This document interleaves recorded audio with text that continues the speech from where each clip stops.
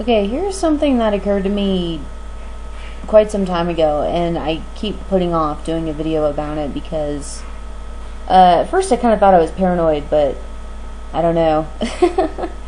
um, Maybe I'm watching too much creepypasta. Anyway, you know how they have those like cartoon conspiracy theories, right? Like for Ed, Edd and Eddy, it's that all the kids, died at a certain selected period of time, and for Fairly Odd Parents, they have several theories. The one where it's his godparents and then they died and he went crazy, and the other one is that his fairies are actually antidepressants or whatever the hell. I'm actually a huge fan of the whole Big Four thing. That is the combination of the Disney and DreamWorks characters, Merida, Rapunzel, Jack Frost, and Hiccup. It's a weird combination, but it sort of works. Sometimes Rapunzel seems a little out of the loop, but whatever. It's entertaining, and they all have good morals to their story, Another thing that occurred to me is that, well, of course, first I want to expand that the big six is like Merida, Rapunzel, Hiccup, Jack, plus Elsa and Anna. Which could just be because people like Elsa and Anna, so they want to include them in everything, but I'm not sure. Anyway, I wanted to cover this thing, which I hesitate to call it a conspiracy theory, but that's the only way I really can describe it. Because, I don't know, it just seems to fall in that category. Of course, Disney is well known for making every type of family situation, every type of historical background, every type of race, every type of, whatever. Disney's well known for combining all these different stories and making them work for a single franchise, despite the fact that they almost went bankrupt a couple of times. And just reflecting, I just kind of thought, I'm just like, wow, they have all these different backgrounds and all these different families, and it'd be weird to see them interact. Like for the whole Big Four thing, I'm like, wait a minute, they have like almost all of the actual family gatherings, especially when you include Elsa and Anna. Talking about them first, they're obviously orphans. Then they're raised by the staff because their parents died at sea. Merida has a big family.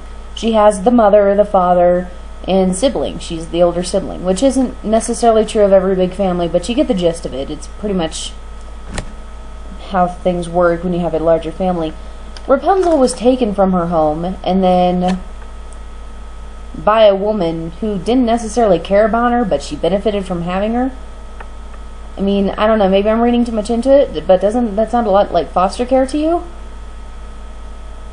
Taking a kid that's not yours and then you sort of benefit from it, whether you care about the kid or not. I'm not saying all foster parents are evil, whatever. You ever remember the movie Angels in the Outfield? She was a foster mother. She was nice. They're nice ones. But still. It just sounds like that type of situation to me. Jack Frost, he had a single mother and a sister. I don't remember any recollection being made about the father. Do you?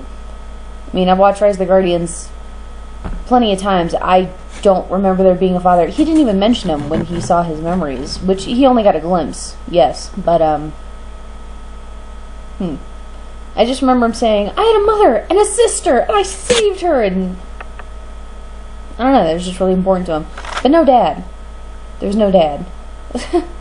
So, single parent. And possibly with a sibling. Yeah, that's the type of family situation. And as for Hiccup, this one, okay, if you haven't read the news articles or seen the newest information concerning Gobber from How to Train Your Dragons, remember he's the blacksmith that his tooth keeps falling out and he's gross. Anyway, it was released information that he's actually a homosexual. So that's interesting, especially considering Vikings weren't for that, which I call bullshit on that, because there's no way you spend months or years at a time at sea and nothing fucking happens. Vikings, which may or may not exist today. I'm insane. I believe in more people. So, anyway, Gobber and Stoic pretty much raised Hiccup. Stoic was always busy with chiefing or whatever, and then Gobber just kind of took over raising Hiccup, taking him to the blacksmith area The Forge. That's the word I was looking for. You guys didn't help with that at all. The Forge. And yeah, they weren't necessarily a couple. I mean, unless you go on fanfiction.net and you're into that sort of thing. To each their own. Whatever. They weren't necessarily a couple, but that's pretty much two men raising a child, isn't it? I mean, nobody else wanted anything to do with Hiccup. Gobber was the only one that's just like, fine, I'll watch him. I don't care. He's an okay kid. A pain in the ass, but he's okay. So yeah, you know, between the big family, the orphans, the foster home situation, the single mother with the sibling, you know, single parent doesn't necessarily have to be a single mother, you know what I mean? And then, even with Hiccup's situation, if you want to say Jack's a single mother situation, and then Hiccup's like a single father, but I still consider it more a man-man relationship, two guys raising a kid together, because Gobber had just as much to do with Hiccup's raising as Stoic did. And then Toothless later. But that's probably even. Anyway, that's just something I wanted to get off my chest, and you guys can agree, disagree, and post your own video responses, because I'm interested to hear what you guys have to say about that. Maybe I'm reading too much into it. And if I'm acting paranoid or coming off as paranoid, I want you guys to tell me. Not that anyone will, because I know you won't, unless you will, in which case you're awesome. Anyway, that's just all I have to say for now concerning that topic. But I'd love to get more information about that. Of course, I'm going to be looking more into it. And anyway, I will see you guys in the next video, which I don't know when that'll happen.